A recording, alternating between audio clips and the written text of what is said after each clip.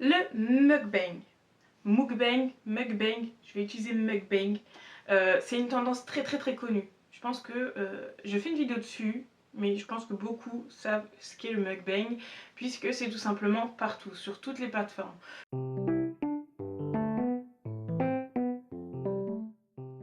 Que ce soit YouTube, TikTok, je pense qu'il y en a sur Instagram, il y en a qui le font en live.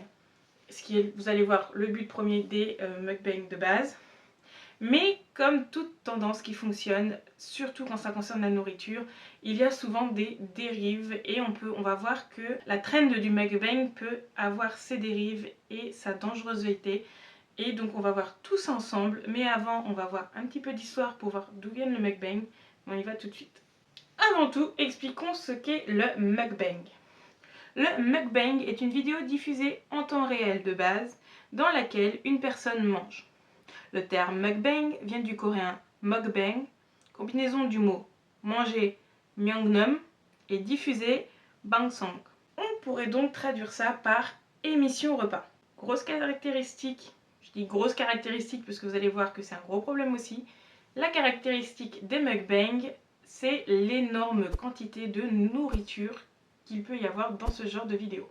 Donc imaginez-vous votre propre repas, certains le mangent 15 fois en une seule fois pour faire du contenu mukbang sur les réseaux. Mais il faut savoir que le mukbang de base n'a pas connu ces dérives-là puisque le contenu était beaucoup plus sain et beaucoup plus, niveau sociétalement parlant, intéressant.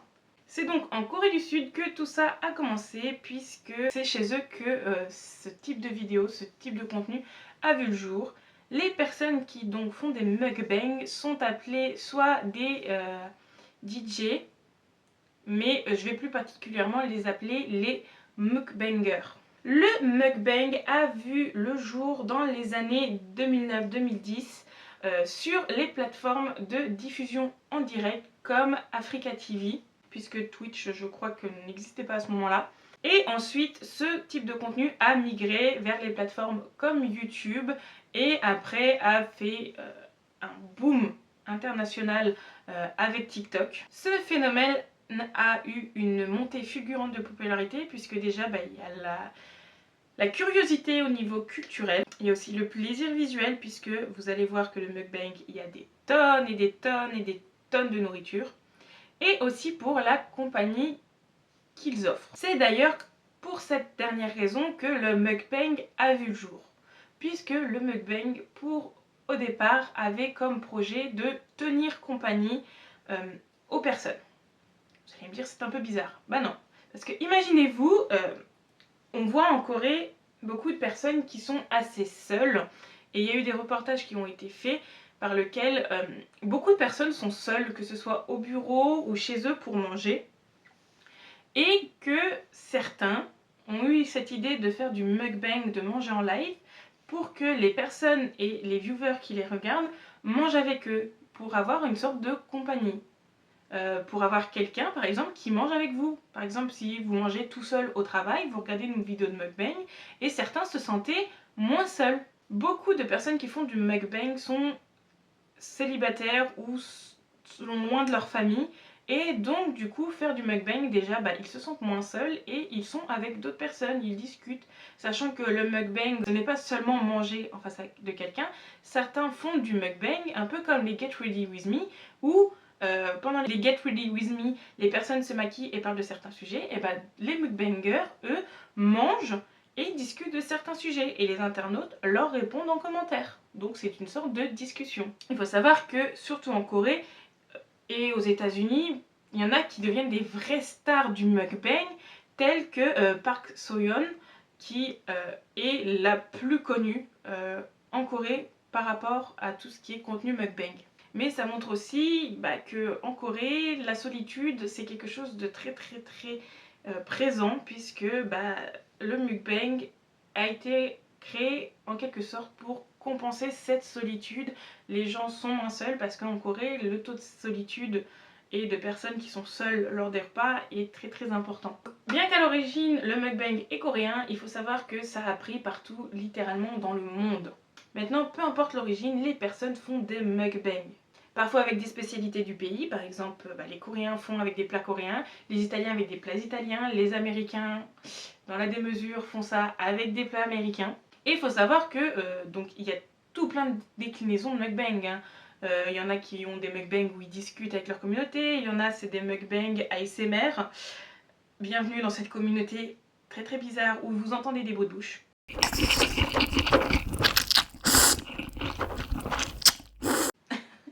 J'adore le mukbang. Regardez, moi j'y vais pour la curiosité, voir les plats, tout ça. Mais alors ceux qui sont... Je ne vous juge pas, hein. Mais je suis une personne qui déteste les bruits de bouche. Donc entendre une personne manger avec des bruits de bouche avec de l'ASMR, je peux pas. Je peux pas, non. Mais cette catégorie-là est une de celles qui marche le mieux dans la catégorie mukbang. Et malheureusement, qui dit contenu sur internet, dit il faut faire plus que les autres et dit forcément des mesures. Ce qui fait qu'au départ, les mukbangers mangeaient de simples repas, mais au fur et à mesure, il a fallu aller plus dans le plus bizarre ou dans le plus dangereux. Ce qui fait qu'on a eu plein de dérives. Une personne mangeant des calamars vivants, je crois, ce qui peut être très dangereux. Je prends l'exemple de Nico Avocado qui s'est retrouvé avec une tonne infernale. Plus salée, plus il y avait de vidéos, plus la quantité était démesurée. Et par exemple, tu en as certains qui mangent des produits dangereux, enfin pas des produits dangereux, mais des aliments qui peuvent être assez dangereux. Donc ça va être à celui-là qui va faire le plus de vues, le contenu le plus incroyable pour être le plus connu.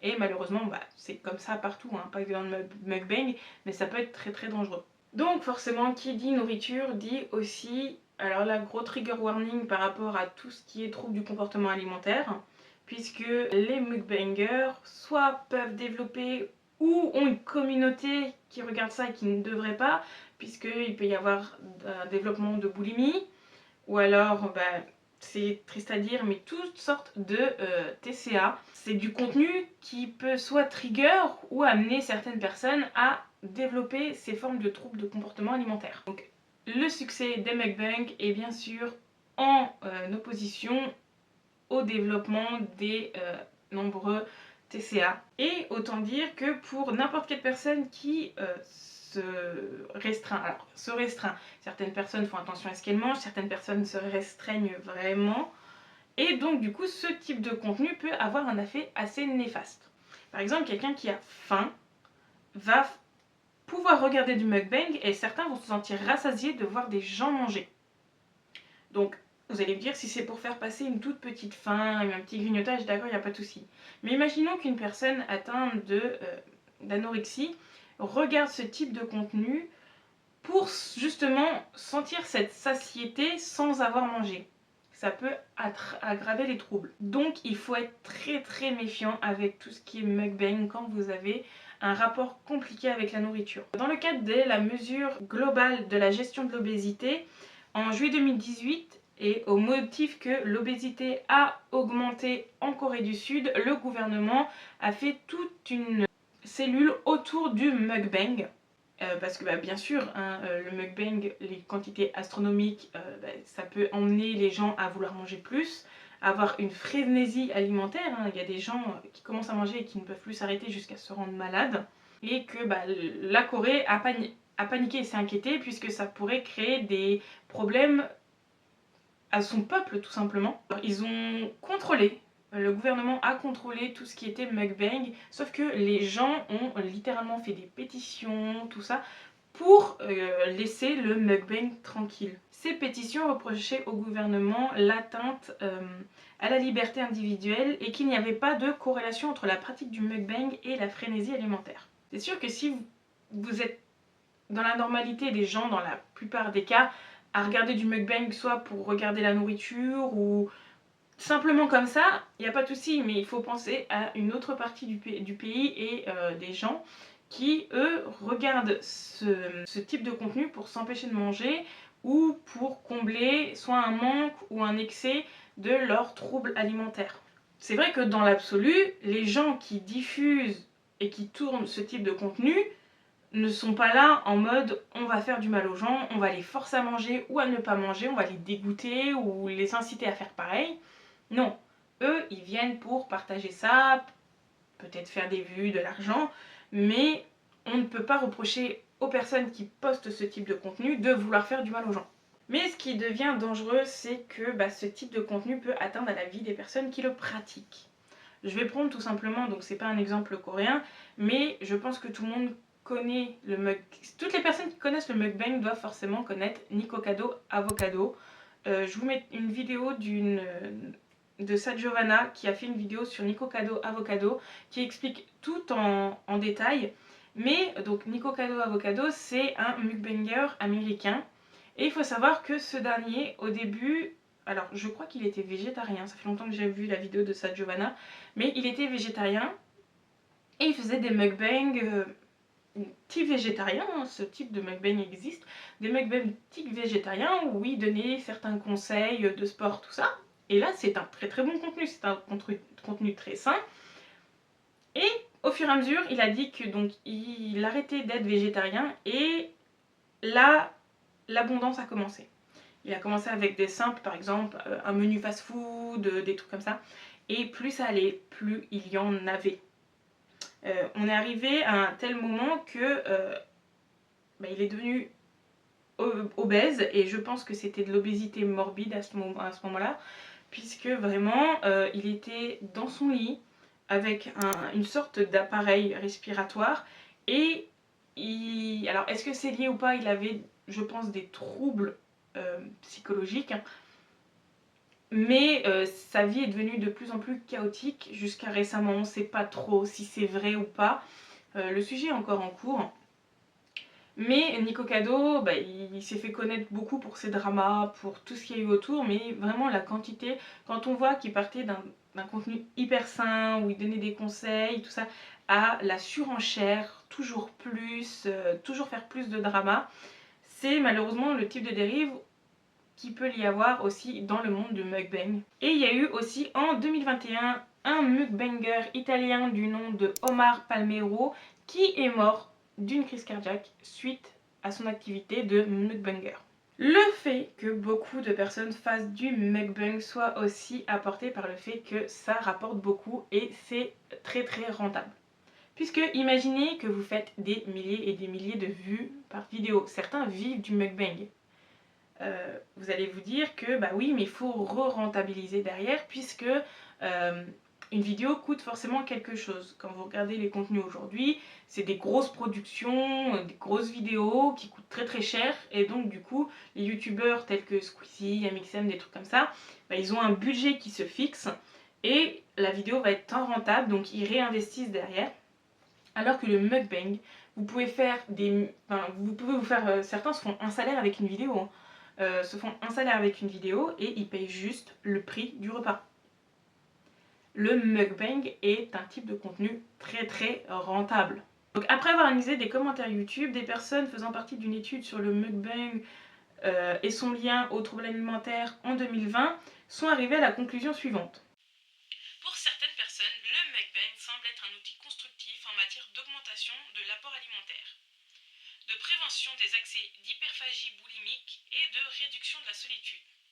Chez d'autres, il présente clairement un effet destructeur susceptible d'entraîner une restriction de l'alimentation ou de déclencher une nouvelle frénésie alimentaire. Surtout que malheureusement, on peut voir du mukbang sous plein de formes différentes, sur tellement de plateformes. Je suis sûre qu'il y a du mukbang sur toutes les plateformes.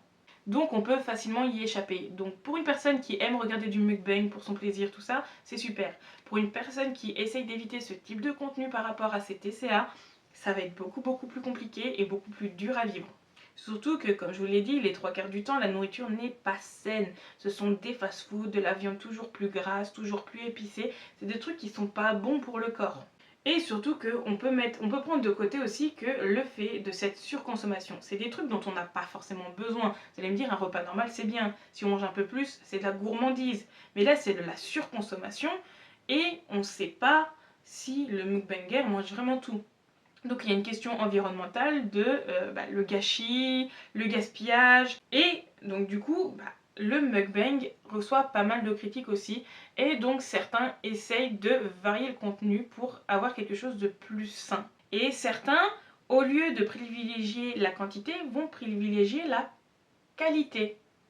Par exemple, au lieu de faire je mange 200 burgers, ils vont faire je mange un burger qui coûte ta, avec un steak qui coûte, je sais plus c'est qui faisait ce genre de contenu, mais qui disait je mange un burger, je crois que c'est Fast Good Cuisine, qui essayait par exemple, donc on peut considérer ça comme du mukbang, un kebab à 8 euros, le kebab qu'on paye normalement, et un kebab avec de la viande hyper chère, des trucs comme ça, mais par exemple ils mangent deux kebabs, donc le petit kebab normal, et sur un autre jour, surtout il spécifie bien que c'est un autre jour, où il mange vraiment genre le kebab qui est une taille normale, mais qui coûte plus cher. Donc vous allez me dire, oui, mais là on te pousse à payer plus. Oui, mais c'est plus sain, puisque c'est de la meilleure viande, donc il va y avoir de meilleurs apports nutritifs, et ensuite il n'y a pas de gaspillage. Et certains aussi dans le mukbang ne mettent pas que la dégustation de nourriture, mais montrent tout simplement comment ils font cette nourriture. Par exemple, imaginons, on va prendre un truc tout simple, un mukbang de pâte à la carbonara. Truc tout simple. Mais la personne va nous montrer comment faire, par exemple, en cuisine, de véritables pâtes à la carbonara, en faisant les pâtes eux-mêmes, en faisant les condiments à côté. Et ça, c'est super aussi, puisque on a une vidéo qui est assez longue, qui est instructive, puisque certains peuvent prendre des notes des recettes, avec du contenu donc dans l'assiette qui est plus intéressant et plus sain, et une quantité normale.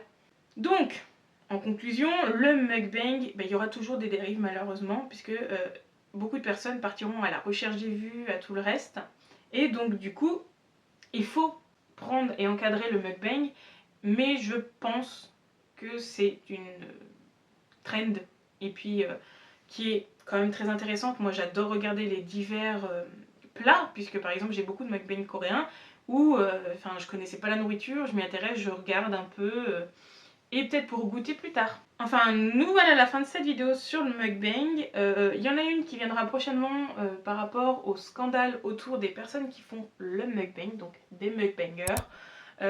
Dites-moi ce que vous pensez, vous, du mukbang en commentaire. Puis je vous souhaite une bonne journée et une bonne soirée en fonction de l'heure à laquelle vous regardez cette vidéo. Et surtout, prenez soin de vous.